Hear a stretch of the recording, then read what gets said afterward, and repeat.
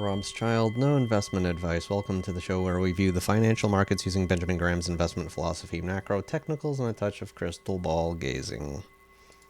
Today is Thursday, April 17th, 2025. There's not a whole lot to talk about today, but we will start today off with our headline, Frenemies with Benefits. I had this title in a previous video, and for me, it continues to become more and more true. To illustrate my point, I had ChatGPT come up with another cartoon, Frenemies with Benefits. It shows Jerome Powell shaking hands with President Trump while also pointing his finger angrily at him while Trump is doing the same right back at him.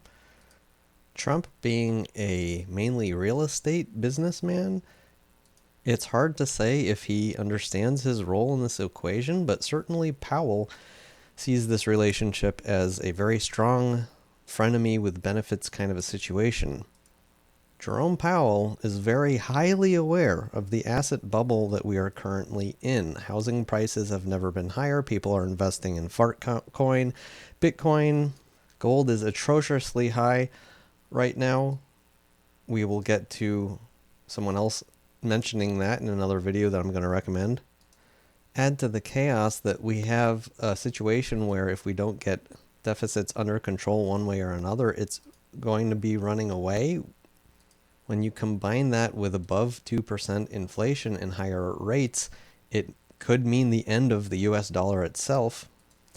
These three things combined, Jerome Powell is highly aware that this inevitably leads to a blow up. You can't escape this without an eventual blow up, especially if it continues, if runaway deficits continue higher, if above 2% inflation stays there and rates have to continue going up, along with an asset bubble continuing to get even larger than it already is. As much as the pain is going to be there, it's the kind of thing that is, I would suggest, similar to cutting out the cancer. Yeah, the surgery hurts. Yeah, it causes a lot of pain. Yeah, it's awful. But, unless you don't want to die, you kind of have to cut it out. And in the news, they are literally going back and forth at each other. Powell yesterday coming out talking about how, oh yeah, it's gone way beyond our highest models when we were modeling potential tariff situations. Everything was fine before this situation. Basically, he was basically saying that. And then Trump the next day coming out and saying, oh, it's just a matter of days before we get rid of Powell. The relationship is there and they're going towards what they want, which is asset prices to go down. And I am the only one out there that is allowing themselves to say that this is probably a healthy thing that needs to be done, and the sooner that it gets done, the worse the inevitable blow up could be. I am not the only one out there to see an asset bubble, which is why I'm going to recommend a video. This was a live stream done today. I'm calling it a must-watch video, the first 8 minutes. Link in the description of the channel Verified Investing. And the first 8 minutes is mostly someone named Mike McGlone showing a lot of very scary charts, discussing the S&P 500 dropping to 4,000 and the equivalent in Bitcoin being 10,000 or even below that.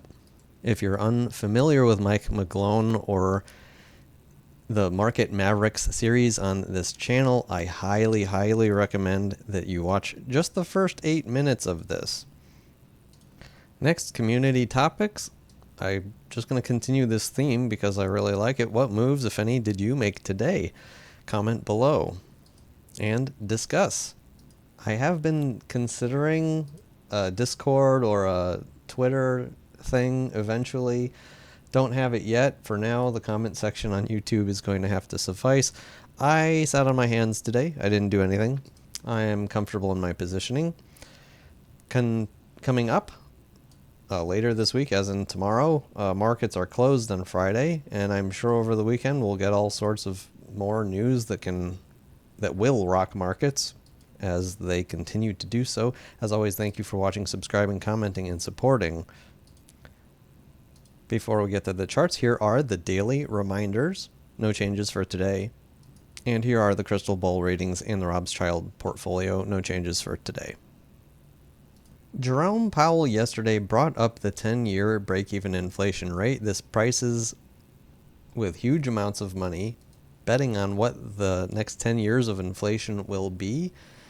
Jerome Powell does not use the price of gold or Bitcoin to decide what the market is expecting inflation to be, nor what consumers think about the future. This is what they watch. It is the reality of the price of inflation as we are pricing it today to average over the next 10 years. The one thing I want to bring up about this today is simply to emphasize that we are very close to that 2% in this market at 2.23%.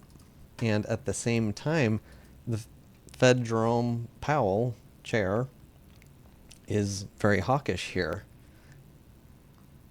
Very interesting. I would kind of expect a little more dovishness with the 10-year sitting here. Sorry, the 10-year break-even, but maybe the 10-year break-even inflation rate is sitting here because of Powell's hawkishness as well. So it's an interesting relationship. I've said this on many shows before. I've made a lot of videos. You may not have seen my video when I discussed this, but this whole cycle of inflation post-COVID, we went up, we went sideways. Powell said, we want to see it tick up again. It did tick up again to heights that no one expected to achieve in inflation. And the Fed was like, all right, we can extend the runway so that we can lower rates in the future by raising rates and keeping them high. They were very happy about that situation of inflation getting that high, and they brought it down. It paused, and it's going flat. It's been going flat for a while now.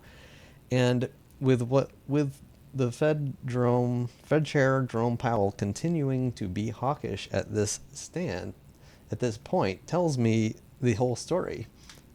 I think he's waiting for the 10-year break-even inflation rate to start ticking down.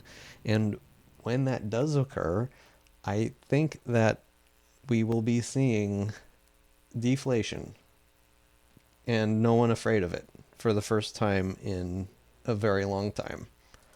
Add to the whole equation that when fiscal deficits are really high, the monetary policies of the Federal Reserve are less effective, both in slowing down inflation, but also in slowing down deflation. So when the cuts do come, with this amount of fiscal debt that we have right now, the cuts are not going to get inflation going back up as much as most people may expect at this point. Sorry to bring it up again if you've heard me go through that whole explanation. I can't emphasize how important that I think that viewpoint is to at least have in the back of your head and understand the consequences of that. But remember, as always, I am a crazy person with a crystal ball and a pet dragon named Drakmar. And nothing I say is any kind of investment advice. You're better off taking all your money out of the bank, putting it in a wheelbarrow, and dumping it off of a bridge. Next chart I want to bring up is the credit spreads between AA bonds and treasuries. I know I usually use junk bonds. It's the same chart. It's the same exact chart. Just the credit spread is obviously lower when it comes to AA bonds. I just want to note that right now we are in a higher high, higher low situation. And, you know, again, zooming out through history, when you have credit spreads blowing out, going to the moon, there are always periods where it goes back down and then goes back up higher. I believe with pretty high likelihood at this point that that's where we're at, that we're finding higher highs, higher lows, higher highs, higher lows, and I think this will continue higher.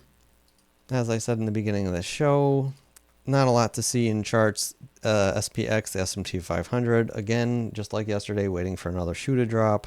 Also with a shortened week, you know, you're going to have some people, a lot of professionals not trading at all today. So the market took a breather here more than anything, up 0.13% in the S&P 500. Although things seem calm, the VIX is still very elevated, very higher than 20. We're at 30, sort of consolidating here at this point. Option contracts are expensive because the market is expecting larger volatility here. They're not willing to take only a little bit of money for options contract selling, because if the market does move largely in one direction or the other, then the value of those option contracts goes, enormously high. And so this is how this works. The options are expensive right now because the volatility expected is very high still. It's lower than it was, a week ago about, but this is nothing to get excited over. The CNN Business Fear and Greed Index is still in extreme fear mode. It's almost poetic that the 10-year minus 3-month Treasury settled at 0 on the last trading day before the 3-day weekend. Still unable to decide if the Fed's really strangling the economy here or not. It's been strangled for over 2 years. Markets are begging for lower rates, and we're not getting them yet. One thing I just want to add about this chart, it's not exactly the case that when we're exactly above 0 that we're no longer strangling the economy. We pretty much are when it's right above 0, because when you lend your money out for 10 years, you expect a higher return than the 3-month. Not an equal return, not a little bit more, but enough more, because there's that added risk of time. So seeing as though we have been basically up and down right at 0 tells me that we can count this entire period as still being strangled here, even though we've poked above 0 and below 0.